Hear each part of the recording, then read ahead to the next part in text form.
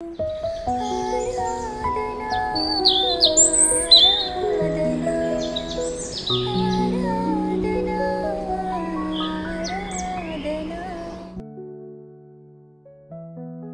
most owned but the least opened.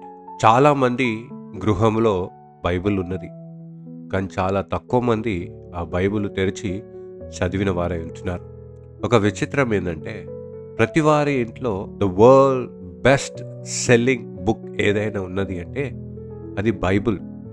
అనేకమైన దేశంలలో, అనేకమైన ప్రాంతములలో, అనేకమైన భాషలలో ఈ పరిశుద్ధ గ్రంథమును తర్జుమా చేయబడి ఉన్నది. కానీ క్రైస్తవ గృహములో మాత్రము ఇది మూయబడిన పుస్తకము మట్టుకే కొందరి గృహములో ఉండటము చాలా ఆశ్చర్యకరమై ఉంటున్నది. జీవము కలిగిన మాటలను, జీవాధిపతి కలిగిన మనస్సును, నిత్య జీవము కలిగిన దర్శనమును, ప్రణాళికను ఆ పరిశుద్ధ గ్రంథములో దేవుడు మనకు అనుగ్రహించినప్పటికీ ఇది కేవలము ఒక ఎమర్జెన్సీ బుక్ లేదా ఎమర్జెన్సీ పుస్తకంగా మనము ఉపయోగించే వారమై ఉన్నామంటూ జ్ఞాపకం చేస్తుంది. అందుకోసము ఈ ఎమర్జెన్సీ దగ్గర ఒక పదం ఉంటుంది, break the glass in case of trouble. అదే విధముగా open the Bible in case of trouble అన్నట్టు మనము కూడా మన పరిస్థితులను బట్టే దేవుని వాక్యమును చదివేవారిగా ఉంటాం. ఈ డిజిటల్ కాలంలో మనకు ఈ అందుబాటు కేవలము పుస్తక రూపం మాత్రమే కాదు, కానీ అప్లికేషన్ రూపంగా మన మొబైల్ ఫోన్స్లో కూడా ఉంటున్నది. బైబిల్ యాప్స్గా మనకు మన మొబైల్ ఫోన్లో ఉంటున్నది. ఉదాహరణకి ఈరోజు మనం లేచి మొబైల్ పట్టుకొని నేను బైబిల్ చదవాలి అని ఓపెన్ చేసినాక హఠాత్తుగా వెంటనే వాట్సాప్ నోటిఫికేషన్ వస్తుంది, ఇన్స్టాగ్రామ్ రీల్ అప్డేట్ అని వస్తుంటున్నది, new post has updated in the YouTube అని వస్తుంటున్నది. Sometimes we treat God like a wifi network.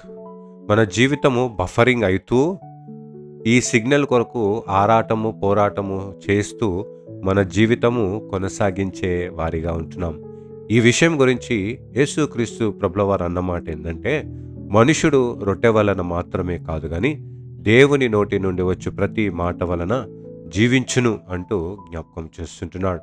పిల్లరా, వీటిలో 3 విషయములను మనం చూసినట్లయితే, మొట్టమొదటిగా బ్రెడ్, ఆహారం. శారీరకంగా మనం ఎంత బలమైన ఆహారము, ఆరోగ్యకరమైన ఆహారము తీసుకున్నప్పటికీ ఆధ్యాత్మికంగా బలహీనులుగా నిత్యము ఉండువారిగా ఉంటున్నాం. అందుని బట్టే ఈరోజు మన వాక్య ధ్యానాంశము డస్టీ బైబుల్, రస్టీ హార్ట్. దుమ్ము పట్టిన బైబులు, తుప్పు పట్టిన హృదయాలు. ప్రియులరా, ఈ ఆహారము మనము కేవలము శరీర పోషణము మాత్రమే కాదు కానీ ఆత్మీయమైన పోషణకు కూడా ఎంతోగానో అవసరము అంటూ యేసయ్య మనకు జ్ఞాపకం చేస్తుంటున్నాడు. రెండవ మాట చూసినట్లయితే యేసుక్రీస్తు ప్రభుల వారు అంటున్నారు, రొట్టె వలన మాత్రము కాదు కానీ దేవుని నోటి నుండి వచ్చే ప్రతి మాట వలన జీవించును అంటూ జ్ఞాపకం చేస్తుంటున్నాడు. దేవుని నోటి నుండి వచ్చే మాటగా యేసయ్య అక్కడ జ్ఞాపకం చేస్తుంటున్నాడు. ఈ దేవుని నోటి నుండి వచ్చే మాట ఏ విధముగా ఉంటుందంటే, పెళ్లగించుటకును, విరగొట్టుటకును, నశింపజేయుటకును, పడద్రోయుటకును, కట్టుటకును, నాటుటకును ఈ వాక్యము మనతో మాట్లాడుతుందని, ఈ వాక్యము మనలను స్వస్థపరుస్తుందని అంటూ జ్ఞాపకం చేస్తుంటున్నాడు. సైనికుడు కత్తి లేకుండా యుద్ధానికి వెళ్తే ఎంత ప్రమాదమో, ఒక క్రైస్తవుడు వాక్యము లేక ఈ లోకానికి వెళ్ళడము అంతే ప్రమాదకరమై ఉంటున్నది అంటూ జ్ఞాపకం చేస్తుంది. కాబట్టి ఈరోజు ఆ దేవుని నోటి నుండి వచ్చే ప్రతి మాట కొరకు ఆశతోనూ మనము కనిపెట్టుతూ ధ్యానిస్తూ విశ్వసించు వారిగా ఉండాలి అంటూ జ్ఞాపకం చేస్తుంది. మూడవదిగా చూసినట్లయితే, దేవుని నోటి నుండి వచ్చే ప్రతి మాట మనకు జీవింపచేస్తుంటున్నది బ్రతకడానికి.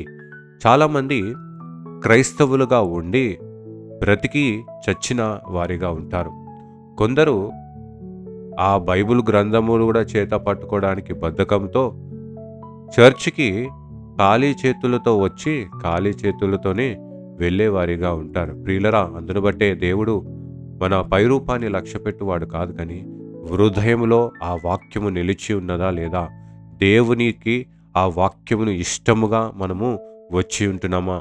చర్చ్‌కి దేవునిపై ఆశతో మనము వచ్చి ఉన్నామా లేదా అనేదే దేవుడు గమనించిన వాడిగా ఉంటున్నాడు. యేసుక్రీస్తు ప్రభులవారు అంటున్న మాట, నేను మీకు జీవము కలుగుటకు, నిత్య జీవము కలుగుటకు, సమృద్ధి జీవము కలుగుటకు నేను వచ్చి ఉన్నాను అనే మాటను జ్ఞాపకం చేసుకో. కాబట్టి ప్రియులరా, ఈరోజు మనం ఒక ఒప్పందము చేసుకుందాం.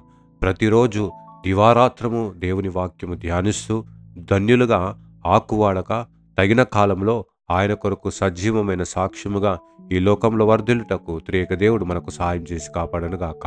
ఆమెన్. ప్రార్థించుదము. మహా గొప్ప కనికరం కలిగిన మా తండ్రి, మా తుప్పు పట్టిన హృదయములను తీసివేసి, మా రాతి వంటి హృదయములను తీసివేసి, మాంసపు హృదయమును మాకు కలిగింపచేయమని ప్రార్థిస్తూ, నీవు జీవవాక్యములను విన్న మా జీవితంలో దేవా దివారాత్రము నీ వాక్యమును ధ్యానిస్తూ, దేవా నిరంతరము నీ వాక్యములో స్థిరులుగా విశ్వాసముగా బలము నొందుతూ నిన్ను గణపరిచే సాక్షులుగా వర్ధిల్లుటకు నీ కృపను దయచేయమని ప్రార్థిస్తుంటున్నాం. ఈ రోజు నుంచి మేము తీసుకున్న ఈ ఒప్పందమును మేము స్థిరముగా నిలుచుటకు నీ కృపభాగ్యం మాకు మెడకు దయచేయమని ప్రార్థిస్తుంటున్నాం.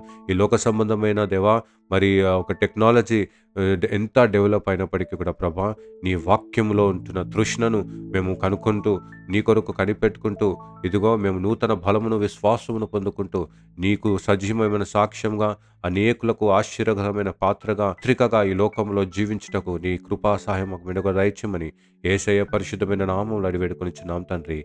ఆమేన్. God bless you all and have a blessed day.